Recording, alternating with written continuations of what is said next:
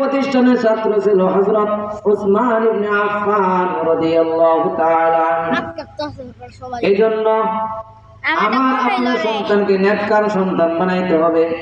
এমন কোন ইতিহাস পৃথিবীর মধ্যে নাই মাদ্রাসায় পড়ার পর ওই সন্তান মাতা পিতাকে খানা দেয় না, মাতা পিতাকে দেখে না, এরকম কোন ইতিহাস পৃথিবীর মধ্যে নাই। মাতা পিতা যখন বৃদ্ধ হয়ে যায় তখন তার এক নম্বর আশা হলো সন্তানকে আমি লালন পালন করেছি, ছোট থেকে বড় করেছি, ওই সন্তান যেন বৃদ্ধকাল অবস্থায় আমাকে লালন পালন করে, সেটাই মাতা পিতার আশা এবং ভরসা রাখে। বৃদ্ধ অবস্থায় যখন সন্তান কষ্ট দেয় মাতা পিতাকে, তখন ওই মাতা পিতার অন্তরে তখন সহ্য করতে পারে না, অসহ্য হয়ে তখন বদদুয়া দেয় সন্তানকে। এই জন্য আমি বলবো, আপনাকে যদি একটা সন্তান আল্লাহ তাআলা দান করেন, ওই সন্তানকে আপনি মাদ্রাসায় দেন, ওই সন্তানকে আপনি হাফেজ বানান, ওই সন্তানকে আপনি হাফিজুল কোরআন বানান, ওই সন্তানকে আলেম বানান, ওই সন্তানকে মুফতি বানান, ওই সন্তানকে মুহাদ্দিস বানান। দুনিয়াতেও কাজে লাগবে, আখিরাতেও কাজে লাগবে।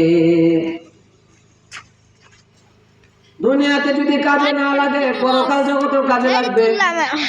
কবরে যাওয়ার পর থেকে শুরু হবে সন্তান নেক সন্তানের কি কাম। কবরে যাওয়ার পরে কাজে লাগবে হালাল সম্পদের কি কাম, এটা কবরে কাজে আসবে।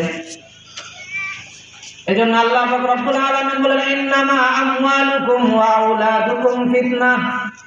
সম্পদ এবং সন্তান দুনিয়ার মধ্যে তোমাদের জন্য ফিতনা।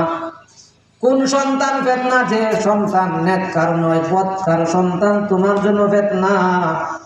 বদকার সন্তান তোমার জন্য ফিতনা, ওই এলাকার জন্য ফিতনা, ওই থানার জন্য ফিতনা, ওই জেলার জন্য ফিতনা, ওই দেশের জন্য ফিতনা।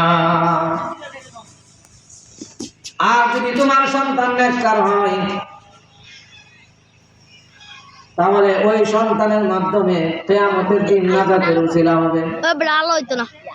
এজন্য আমাদের সন্তানকে নেককার বানানোর চেষ্টা করবো ইনশাআল্লাহ। করবো তো ইনশাআল্লাহ। আর নেককার বানাইতে হলে মাদ্রাসায় দিতে হবে। যদি মাদ্রাসায় পড়ানোর নিয়ত না থাকে, প্রাথমিক পড়া যেগুলো আছে কোরআন শিক্ষা, এই কোরআন শিক্ষাটা সর্বপ্রথম মাদ্রাসা দিয়ে, তারপরে ডাক্তার বানান, ইঞ্জিনিয়ার বানান, যেটাই বানান, আগে প্রাথমিক পড়া শিক্ষা কোরআন এটা দিতে হবে। কোরআন শিক্ষা যদি তার ভিতরে না থাকে, তাহলে বড় হয়ে এসে আল্লাহ মানে না, নবী মানে না, বড় হয়ে এসে বলে আল্লাহ বলতে কোনো কিছু নাই, নাউযুবিল্লাহ, নবী বলতে কোনো কিছু নাই, অর্থাৎ বড় হয়ে এসে নাস্তিক হয়, বেঈমান হয়। এই জন্য প্রাথমিক মুসলমানের শিক্ষা হলো কোরআন শিক্ষা।